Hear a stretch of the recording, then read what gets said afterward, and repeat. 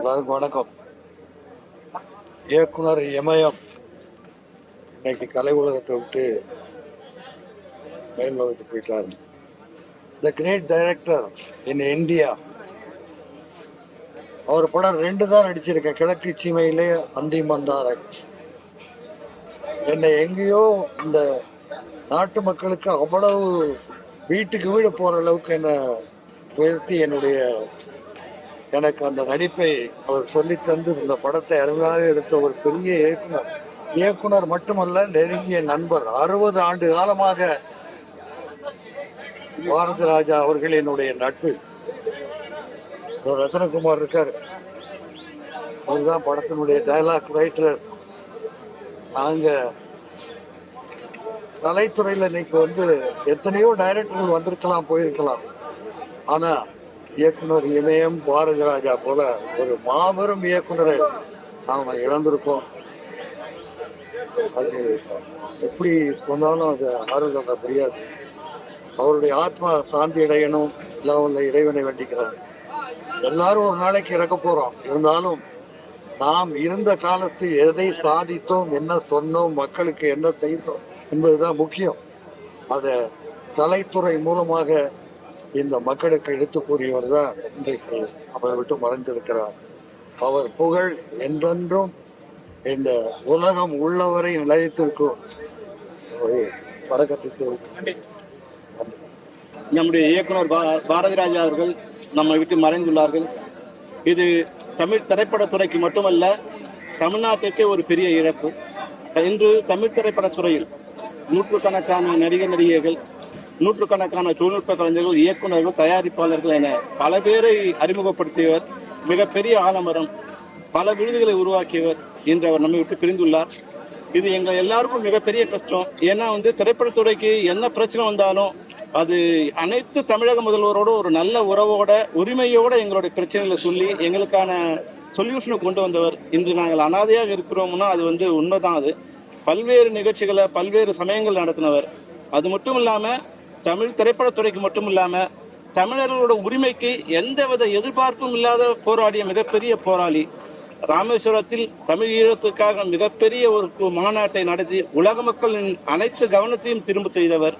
அது மட்டும் இல்லாமல் தமிழர்கள் உரிமைக்காக நெய்வேலியில் மிகப்பெரிய போராட்டத்தை நடத்தி இந்தியாவையே தமிழ்நாடு பக்கம் திரும்ப வைக்க எந்தவித எதிர்பார்ப்பும் இல்லாமல், அரசியல் பின்புலத்தை எதிர்பார்க்காமலும் மிகப்பெரிய தியாகங்களை செய்த மிகப்பெரிய போராளி, மிகப்பெரிய கலைஞன், மனிதநேயம் உள்ளவர். அவருடைய மறைவு எங்கள் அனைவருக்கும் இதயத்தை மிக சுக்குநூறாக்கியுள்ளது. குழந்தை மனசு கொண்ட ஒரு கலைஞன். ஏறக்குறைய 3 ஆண்டுகளுக்கு முன்னால் அவர் இது போன்ற ஒரு நிலை வந்தபோது சகோதரர் ஜேசிஎஸ் அவர்கள் எம்ஜிஆர் மருத்துவமனையில் சேர்ப்பித்து அவரை காப்பாற்றி நம்மோடு இருக்க செய்தார். ஆனாலும் இன்று அவர் நம்மை விட்டு பிரிந்தாலும், அவர் பூதவுடல் நம்மை விட்டு பிரிந்தாலும், அவர் புகழுடம்பு என்றும் மறையாது. அவருக்கு அஞ்சலி செலுத்தும் விதமாக நாளை தேனியில் அவரது உடல் நல்லடக்கம் செய்யப்பட உள்ளது. அவருக்கு அஞ்சலி செலுத்தும் விதமாக நாளைக்கு தமிழ் திரைப்படத்தை சேர்ந்த அனைத்து படப்பிடிப்புகளும் நிறுத்தப்பட உள்ளது. அனைத்து கலைஞர்களும், தொழில்நுட்ப கலைஞர்களும், தொழிலாளர்களும் கலந்து கொள்வதற்கு வசதியாக நாளை படைப்பிடிப்புகள் எதுவும் நடைபெறாது என்பதை தெரிவித்துக் கொள்கிறோம். இயக்குனர் பாரதி ராஜா எல்லாம் சொல்றாங்க. ஆனால் எங்களுக்கு அவர் இயக்குனர் மட்டுமல்ல, எங்கள் இயக்குநர்களுக்கே அவர் தான் காட்ஃபாதர். எந்த ஒரு விஷயமா இருந்தாலும் அவர்கிட்ட போய் சொன்னால் அவரை சாதாரண அசிஸ்டன்ட் இருந்தால் கூட சரி வந்து நின்று அவருக்காக, அவருடைய பிரச்சனைக்காக போராடி வழிகாட்டுறவர் ஒரே மனிதர் அவர். இன்றைக்கி இருக்கிற டைரக்டர்ஸ் ஆகட்டும், நடிகர்களாகட்டும், இல்லை டெக்னீஷியன்ஸ், கேமராமேன் யாராக இருந்தாலும் சரி, பாரதி ராஜா ஆணிவேர். அந்த ஆணிவேர்னு வந்ததும் எல்லா கிளைகளும் அப்படி தான். உதாரணத்துக்கு எடுத்திங்கன்னா பாரதி ராஜா அசிஸ்டன்ட் தான் Manivannan assistant Vikraman sir assistant Ravikumar assistant நான். அப்படி ஒரு வழி வந்தாலும் அப்படி தான் வருவோம். இப்போ நீங்கள் எப்படி எடுத்தாலும் சரி, பாக்யராஜ் அசிஸ்டண்ட்டு, அதுக்கு பார்த்திபன், அப்புறம் பாண்டியராஜ் அசிஸ்டன்ட். இப்படி எந்த பக்கம் போனாலும் அவருடைய வழி இல்லாமல் யாருமே வந்திருக்க முடியாது சினிமாவில். அதான் முதல்லலாம் தமிழ் படங்கள் ஹிந்தி படங்களை பார்த்து தமிழ் படங்கள் எடுத்தாங்க. ஆனால் இவர் வந்தப்பறம் தான் அதை மாற்றி அமைச்சார். தமிழ் படங்களை பார்த்து ஹிந்தி படங்கள் எடுக்க ஆரம்பித்தாங்க. இப்போ ரெட் ரோஸ் சால்மான் சோவான் 16 வயது, அப்புறம் ரெட் ரோஸ் எல்லாமே அங்கேருந்து ராஜேஷ் கண்ணா இவர் கால் ஷீட் வெயிட் பண்ணி இவர் படம் எடுத்தாங்க. அத்தப்படி அந்த மாதிரி வட இந்தியாவை திரும்பி பார்க்க வைத்த ஒரு மாபெரும் இயக்குனர். சினிமாவை ரொம்ப கிராமத்தை உள்ளே கொண்டு வந்தவர். அதெல்லாம் செட்டு போட்டால் ஒரு க்ளோஸ் டோராக இருந்துச்சு பெரிய லெவலாக. இப்போ அதில் யார் வேணால் வரலாம், யார் வேணால் டேரக்ட் பண்ணலாம், யார் வேணால் நடிக்கலான்ற ஒரு பெரிய ஒரு கதை திறந்து விட்டவர், பெரிய வாசலை திறந்து விட்டவர் தான் அவர். அவர் இல்லாமல் இருக்கிறது ரொம்ப கஷ்டம். அவர் மனோஜ்குமார் எனக்கு ரொம்ப ரொம்ப டியரஸ்ட் ஃப்ரெண்டு. எப்போவுமே மனோஜ்குமார் என்னை பார்த்து ரொம்ப அன்பர் பேசுவாப்பில். அவருடைய இழப்பு மக இழப்பு, அந்த இழப்பு இவர் ரொம்ப பாதிச்சிருக்கு. இல்லைன்னா இவர் இவ்வளோ சீக்கிரம் மரணம் அடைய வேண்டிய நல்ல திடகாத்திரமான உடம்பு, நல்ல தைரியமான மனசு இப்படி உடைஞ்சிட்டாரு. அதனால் அவருடைய ஆன்மா சாந்தி அடையணும். நிச்சயமாக அவர் குடும்பத்துக்கெல்லாம் ஆறுதல் தேர்வது காரணம் இறைவனை வேண்டுகிறேன். பாரதிராஜா பொறுத்த வரைக்கும் நாங்கள் ஸ்ட்ரைக் பீரியடில் நாங்கள்லாம் பயந்து ஒளிஞ்சிருக்கும் போது முன்னின்று நான் இருக்கேன் எப்படின்னா நெல்லுங்கடா அப்படி சொல்லி நின்று தைரியமாக நெஞ்சை நிமிர்த்தி வந்து அத்தனை பேர் காரெல்லாம் உடைச்சாங்க, கண்ணாடிலாம் உடைச்சாங்க. ஆனால் தைரியமாக வந்து வாங்கடான்னு அவரை பார்த்து எல்லாம் பயந்து ஓட ஆரம்பித்தாங்க. அதுலேருந்து பாரதிராஜா சார் வந்தால் தான் இயக்குநர்களுக்கு ஒரு பெரிய மரியாதையை வந்துச்சு. அதனால் பாரதிராஜா சாரோட ஆத்மா சாந்தி அடையணும். அவர் மாதிரி இன்னொரு அதெல்லாம் நம்ம பேசி பிரயோஜனமே இல்லை. நமக்கு கிடைச்ச விதி அவ்வளோதான். இன்னும் கொஞ்சம் நாள் இருந்தால் இன்னும் நிறைய சினிமாக்களை பல புரட்சி பண்ணியிருப்பார். உதாரணத்துக்கு நடிகர் தலைவர் சிவாஜி சாரை வந்து அது வரைக்கும் அவரை எப்படி பார்த்துருந்தாங்க எல்லாரும். ஆனால் அவர் அப்படியே மாற்றி அமைத்து முதல் முறையாக ஒரு பெரிய படத்தை கொடுத்தவர் அவர் தானே. அதனால் பாரதிராஜா சொல்லுவார், எனக்கு நிறைய அனுபவங்கள் பேசுவார். ஸ்ட்ரைக் பீரியடில் வந்து நேராக அவர் வீட்டுக்கு போய்டும், 6 மணிக்கு அனுப்பலாம். அவர் வீட்டில் தான் சாப்பாடு எல்லாம் விடிய தன்னோட அனுபவங்கள் சொல்லிட்டு இருப்பார்.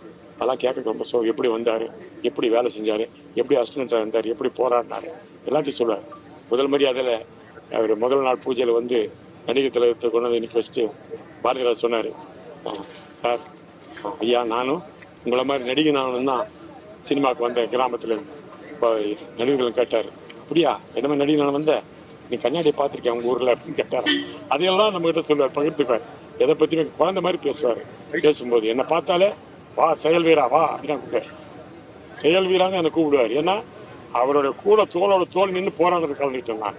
அதனால் அவர் தான் லைஃப் கூட அவரு செல்லுமணி சார் தான் கொடுத்து, விக்ரம் சார் தான் கொடுத்தாங்க. அதனால் வந்து அவருக்கு வந்து எல்லாருமே கடமைப்பட்டிருக்காங்க. நான் மட்டும் இல்லை, சினிமா உலகமே அவர் கடமைப்பட்டிருக்கேன். நிச்சயமாக அவர் ஒரு மாபெரும் இழப்பு.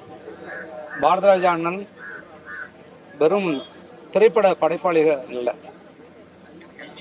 அவர் இந்த தமிழ் இனத்துக்கும் இந்த மொழிக்கும் செய்திருக்கிற காரியங்கள் ஏராளம். காலங்காலமாக ஒதுக்கப்பட்டு வந்த கிராமத்து எளிய மனிதர்களை கேமராவுக்கு இந்த முகங்கள் எல்லாம் எடுபடாது என்று இருந்தவரெல்லாம் உடைத்தெறிந்து யதார்த்தத்துக்கு மிக நெருக்கமாக தமிழ் சினிமாவை வளர்த்தெடுத்தவர். மனசு கஷ்டமாக இருக்கு. என்னன்னா இன்றைக்கு தமிழ் சினிமாங்கிற பேரில் என்னெல்லாமோ வந்துக்கிட்டு இருக்கு. முதல்ல தமிழர்கள் கூட்டமாக வந்து தமிழ் சினிமாவுக்குள் இடம் பிடித்த காலம் அண்ணனுடைய காலம். அதன் பிறகுதான் தமிழ் சினிமா உண்மையான தமிழ் சினிமாவை மாறிச்சு. இப்போ தடமாறி போய்கிட்டு இருக்கு மறுபடியும். பாரதிராஜா போன்றவர்கள் தமிழுக்கு, அதாவது தமிழ் மொழிக்கோ இந்த மக்களுக்கோ இந்த இனத்துக்கோ இந்த உரிமைக்கோ எப்போ சிக்கல் வந்தாலும் முதலாளாக வந்து போர்க்காலத்தில் நிற்கக்கூடியவர். குறிப்பாக அவர் ஒரு தமிழ் தேசிய சிந்தனையாளர், ஒரு இயக்கமாக மாறிய ஒரு இயக்குனர். படம் எடுத்தால் போதும், பணம் சம்பாதிச்சா போதும்னு இருக்கிற இளைஞர்களுக்கு மத்தியில் எங்களை எல்லாம் கூட்டி கொண்டு போய் போராட்டம் செய்து சாதித்து காட்டியவர், அரசாங்கத்தை வணங்க வைத்தவர். ஒரு சினிமா படம் எடுத்து யாரும் ஒன்றாலும் காசு பண்ணிடலாம், வெற்றின்னு சொல்லலாம்.